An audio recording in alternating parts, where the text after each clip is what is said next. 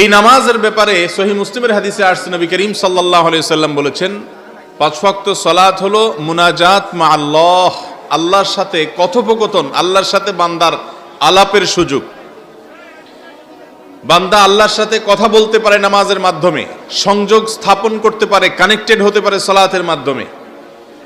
সালাত এই সম্পর্কে নবী করিম সাল্লাল্লাহু আলাইহি ওয়াসাল্লাম বলেছেন, বাইনার রাজুলি ওয়াশ শিরকি ওয়াল কুফরি তারকুস সালাহ, একজন মানুষের সাথে শিরক এবং কুফরির পার্থক্য এবং ব্যবধান হয় সালাতের মাধ্যমে, নামাজের মাধ্যমে। যে ব্যক্তি নামাজ পড়ে না সে নিজেকে মুসলমান দাবি করার নৈতিক অধিকার রাখে না। ওমরে ফারুক রাদিয়াল্লাহু তাআলা আনহু বলেছেন, লা হাজ্জা ফিল ইসলামি লিমান তারাকাস সালাহ, যে ব্যক্তি নামাজ ত্যাগ করে তার ইসলামে কোনো হিস্সা বা অংশ নাই, কোনো অংশ নেই। কিয়ামতের ময়দানে আল্লাহ রাব্বুল আলামিন বান্দার সর্বপ্রথম ইবাদতের মধ্যে যেই ইবাদতের হিসাব নেবেন সেটা হলো সালাত বা নামাজ। আউয়ালু মা ইউহাসাবু বিহিল আবদু ইয়াউমাল কিয়ামাতি আস-সালাহ, বান্দাকে কিয়ামতের দিন সর্বপ্রথম হিসাব দিতে হবে সালাতের, নামাজের।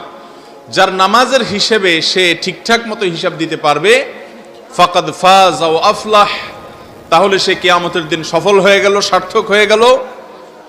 আর যে ব্যক্তি নামাজের হিসাবে ধরা পড়ে গেল, ভেজাল বের হলো, কিছু পড়েছে কিছু পড়ে না, এই টাইপ হইল, ফাকাদ খাবা ওয়া খাসির, তাহলে এই ব্যক্তির আর মুক্তির কোনো পথ খোলা থাকলো না, সে ক্ষতিগ্রস্ত হয়ে গেল।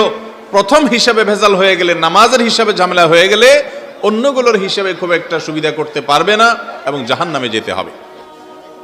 5 ওয়াক্ত নামাজের এর চাইতে গুরুত্বপূর্ণ কোনো ইবাদত ইসলামে আর নাই।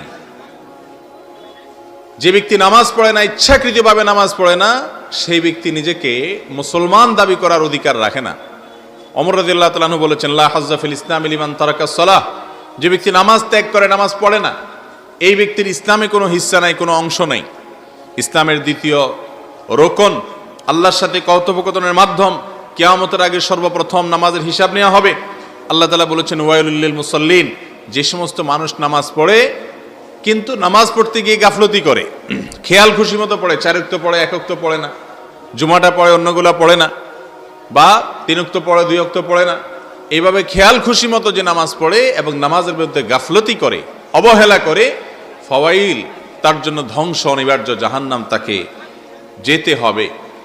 মোহতারাম হাজরিন, এই নামাজের 2টা অংশ আছে, 2টা পার্ট আছে। আমরা যে সালাত পড়ি এর 2টা দিক আছে, একটা হলো বাহির আর একটা হলো